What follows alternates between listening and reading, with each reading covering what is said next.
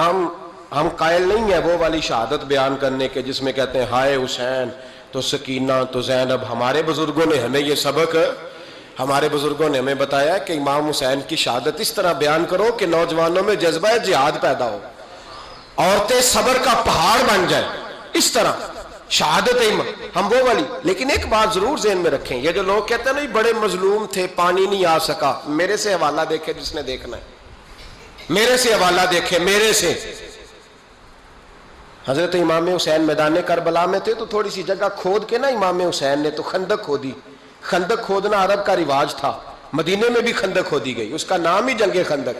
تو خندق کھود کے نا آگ جلائی جاتی تھی, یہ حفاظت کا ایک ذریعہ تھا تاکہ دشمن نہ آئے. تو امام حسین نے اپنے خیمے کے سامنے خندق کھود کے اس میں آگ جلائی تاکہ پردہ رہے, عورتوں کے پاس کوئی دشمن نہ آئے. تو ایک شخص سامنے کھڑا ہو کے کہنے لگا حسین تو نے دنیا میں ہی آگ جلا لی ہے. معاذ اللہ ثم معاذ اللہ, کہنے لگا آگے تو آگ ملے گی, یہاں جلا لی ہے. تو امام حسین کہنے لگے میں حکم دیتا ہوں آگ کو کہ تجھے ابھی پکڑ لے. لوگ کہتے ہیں مظلوم تھے, میں حکم دیتا ہوں آگ کو تجھے ابھی پکڑ لے. یہ لفظ امام حسین نے کہے. میں 3 کتابیں تو میری لائبریری میں ابھی ہیں جن میں حوالہ ہے, 3 کتب سے, اور آج کل پرسوں کی کتاب نہیں, سینکڑوں سال پرانی. جب کہا نا میں حکم دیتا ہوں تو وہ آدمی گھوڑے سے نیچے گرا, گھوڑے سے نیچے گرا, اور گھوڑے کی رکاب کے اندر اس کا پیر الجھا. گھوڑا ڈر کے اتنا دوڑا کہ جا کے اس آدمی کو آگ میں پھینک دیا. امام حسین کے سامنے جل کے مر گیا. یہ حسین ابن علی ہے. یہ ابھی حکم دیتے تو فرشتے ابھی آ جاتے, یہ ابھی بات کرتے تو ساری دنیا کی فوجیں ابھی اکٹھی ہو جاتی, یہ ابھی حکم دیتے تو ابھی آ جاتے. اور سنو, اگر جناب اسماعیل کے لیے دمبا آ سکتا ہے تو وہ تو حضرت ابراہیم کے بیٹے تھے, اور یہ تو مصطفیٰ کی اولاد ہے, ان کے لیے کیا کچھ نہیں ہو سکتا. لیکن امام حسین نے پسند کیا تھا کربلا کے جہاد کو, اس کو پسند کیا تھا مولا علی نے, وہ اپنی پسند پہ تھے.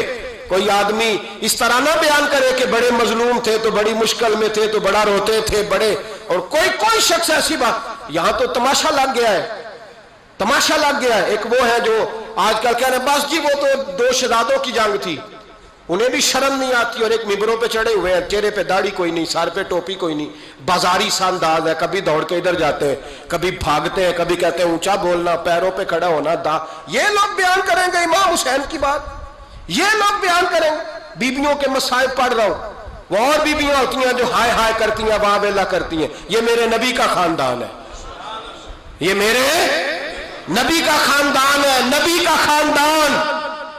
میں حوالہ دکھاؤں گا, مجھ سے سنو حوالہ. حضرت سیدہ زینب نے سارے جنازے دیکھے, بھتیجوں کو, بھانجوں کو, سب کو شہید ہوتے دیکھا. عورتیں ڈرتی میت کو ہاتھ نہیں لگاتی, چیختی ہیں بیبیاں. لیکن حضرت جناب زینب نے پتہ کیا دیکھا تھا, وہ سننا ذرا. امام حسین کی لاش مبارک کربلا میں پڑی تھی, اور امام حسین کا سر کاٹ کے نیزے پہ چڑھایا گیا تھا, اور وہ بیبیوں کے سامنے خالی سر چڑھ رہا تھا, اور سینکڑوں میل کا سفر کر کے دمشق کے بازاروں سے گزرتا وہ سر گیا. آج میں سر کی بات نہیں کرتا, سر کی. آپ مرد ہیں, جوان ہیں سارے, یہاں کسی کا کٹا ہوا ہاتھ پھینک دیا جائے نا, ہاتھ تو لوگ چیخے مار کے دوڑ جائیں گے.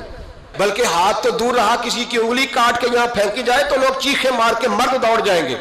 لیکن کٹا ہوا سر دیکھا, لاشیں دیکھے. یزید کا دربار آیا, بی بی صاحبہ کو نا ایسے عورتوں نے اپنے حالے میں لیا ہے. سیدہ زینب وہاں بیٹھ گئیں. تو جب بولا نا یزید دربار میں, کہنے لگا کہ دیکھو اللہ نے عزت والوں کو عزت دی, معاذ اللہ ثم معاذ اللہ. اور میرے مخالفین کا کیا حشر ہوا جب اس نے دیکھیں نا, ایک آدمی مجبور ہے, مقہور ہے, اتنا لمبا سفر ہے, غربت ہے, پیاس ہے, بیماری ہے, کیا انداز ہے جب اس عالم میں یزید کے دربار میں اس نے گستاخی کی امام حسین کی. یہاں لوگ کہتے ہیں کسی کو کچھ نہ کہو, کیوں نہ کچھ کہیں. جو سیدنا امام حسین کے بارے میں بات کرے گا زبانیں کھینچیں گے اس کی, جو صحابہ کے بارے میں بات کرے گا ہم کرنے دیتے ہیں. یہ کیا بات ہوئی, گستاخی کرنا, بے ادبی کرنا, یہ کون سا دین ہے؟ یہ تو تم بے دینی پھیلا رہے ہو. سنو, جب اس نے بے ادبی کی تو سیدہ زینب چپ نہیں رہی, بلکہ حضرت زینب بولی اور کھڑی ہوئی. اور آپ نے تلاوت کی قرآن مجید کی اور آیتیں پڑھی، کہنے لگی وَتُعِزُّ مَن تَشَاءُ وَتُذِلُّ مَن تَشَاءُ بِیَدِکَ الْخَیْرُ، اور آپ فرمانے لگی یزید تو کہتا ہے تیرے مخالفین پسپا ہو گئے، تجھے عزت ملی؟ آپ فرمانے لگے یہ تیرا دربار ہے نا، یہ تیرا سجا ہوا ہے نا، تیرا اس وقت ڈنڈا چلتا ہے نا۔ فرمانے لگی چند سال ٹھہر جا، تیرے اوپر لوگ لعنتیں برسائیں گے، اور فرمایا جب جمعے پڑھے جائیں گے تو لوگ میرے حسین کے نام کے خطبے پڑھیں گے۔ فرمایا آج یہ تیرا دربار ہے نا۔ حضرت نعمان بن بشیر صحابی رسول تھے، وہ کہتے ہیں میرے قریب ایک نابینا صحابی بیٹھا تھا، سنو سنو حوالہ میں دکھاؤں گا۔ کہنے لگے میرے قریب اس وقت یزید کے دربار میں ایک نابینا صحابی بیٹھے تھے، جب بی بی زینب نے یہ بات کی نا تو وہ نابینا صحابی میرا ہاتھ پکڑ کے کہنے لگے نعمان علی آ گئے ہیں، یہ تو علی کی آواز ہے، علی آ گئے۔ جبریل امی بول رہے ہوں جیسے، حکمت کے گوہر رول رہے ہوں جیسے، دربار دمشق میں وہ زینب کا خطاب منبر پہ علی بول رہے ہوں جیسے۔ کہنے لگے علی آ گئے، علی، یہ تو علی کی آواز ہے۔ جناب نعمان بن بشیر کہنے لگے نہیں، علی جب بولتے تھے تو بڑا رنگ ہوتا تھا، ابھی تو زینب کھل کے بول ہی نہیں رہی، ابھی تو زینب ستائی ہوئی ہے، ابھی تو زینب زخم کھا کے آئی ہے، ابھی تو زینب پیاسی ہے۔ کاش زینب تر و تازہ ہوتی تو زینب خطبہ پڑھتی تو علی کی طرح گرجدار آواز نکلتی۔ یزید کے محل کانپتے، جبریل امی بول رہے ہوں جیسے، حکمت کے گوہر رول رہے ہوں جیسے، دربار دمشق میں بی بی زینب کا خطاب منبر پہ علی بول رہے ہوں جیسے۔ وہ مسکینوں کی طرح منتیں نہیں کر رہے تھے، ہائے پانی ان کا مزاج ہی نہیں تھا، بلکہ وہ دلیر لوگ تھے، دلیر، اور بر موقع بر محل بولتے تھے۔ یزید آیا دربار میں، جب یہ سارا قافلہ وہاں پہنچا تو یزید دربار میں آیا، اور جب وہ دربار میں آیا تو بادشاہوں کا طریقہ ہے، گاڑیاں، اب ہمارے بادشاہوں نے روٹر والی گاڑیاں رکھی ہوئی ہیں، وہ یوں چلتی ہیں، شور ہوتا ہے پیچھے۔ اس زمانے میں کہا جاتا تھا با دبا ملاحظہ ہوشیار، پیچھے ہٹ جاؤ، نعرے لگنے لگے۔ تو یزید کا ایک ناخلف بیٹا امام زین العابدین سے کہنے لگا تیرا باپ کہاں ہے؟ دیکھ یہ میرے باپ دادا کے نعرے، دیکھ میرے باپ کے نعرے، تیرے کدھر ہے؟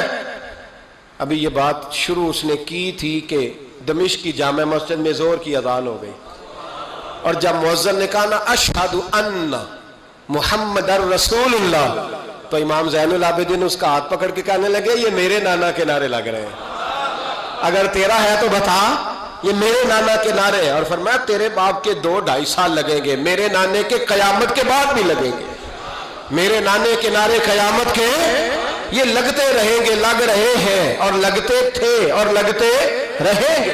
میرے بھائی یاد رکھو، دلیری، ہمت، پہلی بات ان سے پیار کرنا ہے، دوسرا ان کی ہمت، ان کا مقام دلیری کرنا ہے، ان کا کام ہمت کرنا ہے، ان کا کام ڈٹ جانا ہے، کمزوری دکھانا اہل بیت کا طریقہ ہوتی۔